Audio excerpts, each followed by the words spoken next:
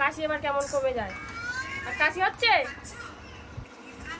তুলসী পাতা মধু খেলে কাশি একটুও থাকে না। হ্যাঁ, শুধু মধু দেবো? হ্যাঁ, আচ্ছা দিচ্ছি। আয় সরাই, এইটা খাওয়া হয়ে গেলে 1 চামচ মধু দেবো এতে। তারা মধুটা আনি 1 চামচ মধু দেবো, 1 চামচ ভর্তি করে মধু দেবো। দেখ না, 1 চামচ পুরো ভর্তি করে মধু দিয়ে দেবো এতে।